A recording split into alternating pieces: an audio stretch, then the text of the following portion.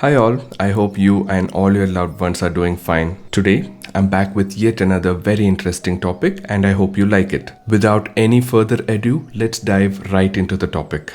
And the topic for the day is 5 reasons not to consider why monks and spiritual people are detached from the world. Now, you might think, whoa, what a stupid topic is this, right? We already know that monks and spiritual people tend to stay away from their family, they tend to stay in solitude, in self awareness, and so on.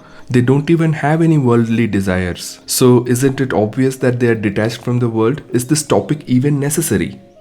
I believe so. Trust me, you would be astonished by the end of this video. To begin with, let's look at the characteristics of a monk that make us feel that they are detached from the world. Point number 1. Monks tend to renounce their friends, family and well-wishers and go into solitude. Point number 2. They tend to renounce worldly pleasures like going for a movie, going for a thrill ride on a giant wheel and so on. Point number 3. They don't own any worldly things like a gadget, a house and so on. Point number 4. They stay away from emotions and they control their emotions. Point number 5. They stay away from money and wealth. Now here is a bonus 6th point, and that's monks staying away from marriage. Now let's start with the first point. Monks renounce their family, relatives, friends and well-wishers and go into solitude. Now according to me, this is the biggest misconception or myth that many have related to monkhood. The reason I say this with confidence is because monks don't renounce their relation. On the contrary, they start seeing everyone as their relation. Let me explain in detail. For example, let's consider that someone close to you is going through a trouble. Now, obviously, you will feel bad and you will try all your best to help the person in need, right? Now, let's consider there is a person unknown to you who's going through the same trouble. Now, the question is, would you feel as bad for this unknown person as you felt for your close one? You wouldn't, right? Now, the root of the misconception about monks is that many people think that monks treat their closed ones as per scenario number 2 that I mentioned. That is to say, monks tend to distance themselves from the troubles faced by their closed ones. On the contrary, a monk always treats an unknown person the same way he would treat his friend, family or relative. Think about it for a minute. Say I show the same care, love, affection to a stranger as much as I show for my family member. How would my family members react to it? The question they might come up with is, am I and the stranger the same? Why do you treat me and the stranger the same way, right? And this, my friends, is the root cause of the misconception. The family, close friends, relatives of the monk think that the monk has distanced himself from them. On the contrary, what has actually happened? The monk has accepted everyone as his family. Now, you tell me, how is this renouncing? This is accepting, right? Thus, what I'm trying to say is, for a monk or a spiritual person, the entire world is his or her family. Now, on to point number 2. Monks renounce worldly pleasures like going for a movie, going for a thrill ride on a giant wheel, and so on. Let's say you're taking a thrill ride on a giant wheel. You experience excitement, you experience anxiety, you experience joy, you experience the thrill, right? Now let's consider another scenario. You are asleep and in your dream, you are taking a thrill ride on a giant wheel. Now, while you're dreaming, you would still go through the same anxiety, thrill, excitement and joy, right? Now for a moment, let's forget which was reality and which was a dream and answer me this. The thrill, the joy and the anxiety that you experienced in real life and the thrill, joy and anxiety that you experienced in dream, what is the difference? Only consider the experience. From an experience standpoint, there is no difference at all. So yes, monks experience worldly pleasures through their mind. They just don't need their body to experience it. They can sit in any place and simulate their experience in their mind. Now let's get on with point number 3. They don't like to own any worldly things like a house, gadget and so on. Now I would say this is completely wrong. That's because a monk owns everything because he owns nothing. Let me explain. Now let's say you're owning a small house and next to your house there is a big house with a big garden and a fountain. And then you think, oh, I wish I had a house and a garden and a fountain like this for me.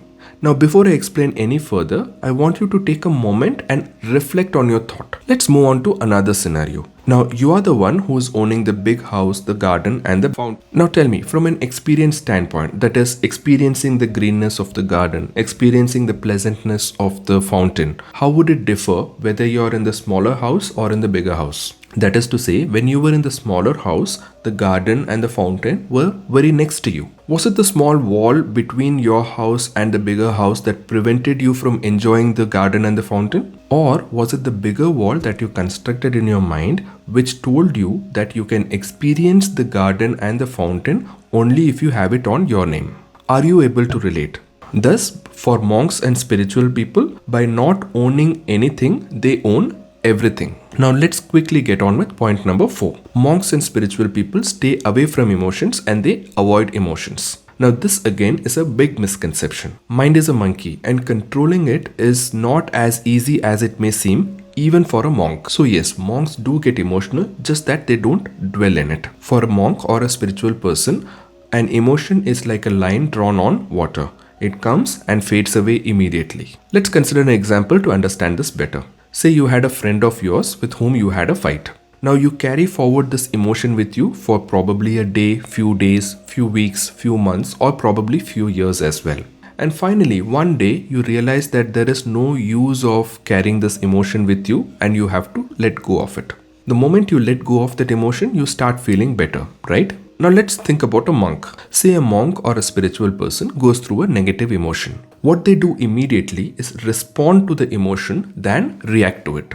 They immediately come to an understanding with their mind that yes, they did get angry, but holding on to the anger any longer is not going to benefit them in any way.